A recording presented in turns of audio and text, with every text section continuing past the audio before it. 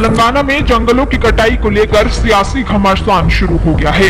Bharatiya Janata party के नेता तजिंदर बग्गा ने हैदराबाद यूनिवर्सिटी से सटे कांचा गाचीबोगली गांव में हरियाली को खत्म करने के मुद्दे पर राष्ट्रीय राजधानी दिल्ली में होर्डिंग्स लगाकर लोकसभा में विपक्ष के नेता राहुल गांधी पर हमला बोला।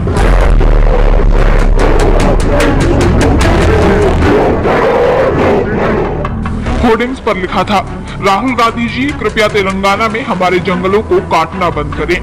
आपको बता दें, इससे पहले 3 अप्रैल को सुप्रीम कोर्ट ने तेलंगाना के कांचा गाचीबोगली में एक वन क्षेत्र में पेड़ों की कटाई का स्वतः संज्ञान लेते हुए साइट पर पेड़ों की कटाई पर रोक लगा दी थी और मुख्य सचिव को चेतावनी दी थी कि अगर उसके आदेश का पालन नहीं किया गया तो इसके परिणाम भुगतने होंगे। जस्टिस BR गवई और ऑगस्टीन जॉर्ज मसीह की पीठ ने कहा, ये बहुत गंभीर मामला है, कानून को अपने हाथ में नहीं लिया जा सकता। कोर्ट ने आदेश दिया कि अगले आदेश तक साइट पर पहले से मौजूद पेड़ों की सुरक्षा को छोड़कर किसी भी तरह की कोई गतिविधि नहीं होगी। जब हैदराबाद विश्वविद्यालय के छात्रों ने जंगल को बचाने के लिए विरोध किया तो करीब 50 छात्रों को पुलिस ने हिरासत में लिया। भारत में खूबसूरत राष्ट्रीय पक्षी मोर को मारने पर 7 साल तक की सजा हो सकती है। कांग्रेस सरकार ने तेलंगाना में उसी मोर के घर को तबाह कर दिया। 400 एकड़ के जिस जंगल को काटा जा रहा है वो कांचा गाचीबोगली वन हैदराबाद केंद्रीय विश्वविद्यालय के पास है। राज्य सरकार इस हिस्से को IT पार्क बनाने के लिए खाली करवाना चाहती है, जिसका विश्वविद्यालय के छात्र छात्राएं और पर्यावरण कार्यकर्ता विरोध कर रहे हैं।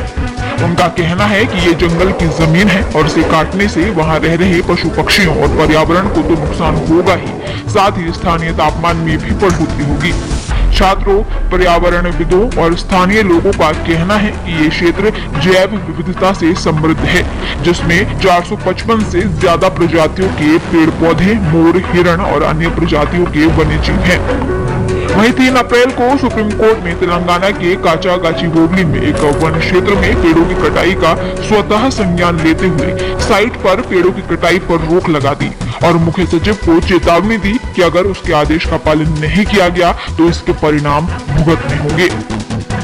जस्टिस BR गवई और ऑगस्टीन जॉर्ज मसीह की पीठ ने कहा, ये बहुत गंभीर मामला है, कानून को अपने हाथ में नहीं लिया जा सकता।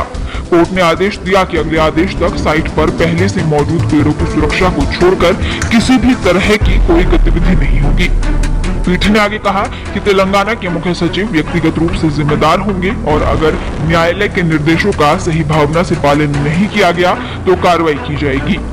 पीठ ने मुख्य सचिव से न्यायालय के प्रश्नों का उत्तर देने को कहा, जिसमें ये भी बताना शामिल था कि वन क्षेत्र से पेड़ों को हटाने सहित विकासात्मक गतिविधियों को शुरू करने की अनिवार्य आवश्यकता क्या थी।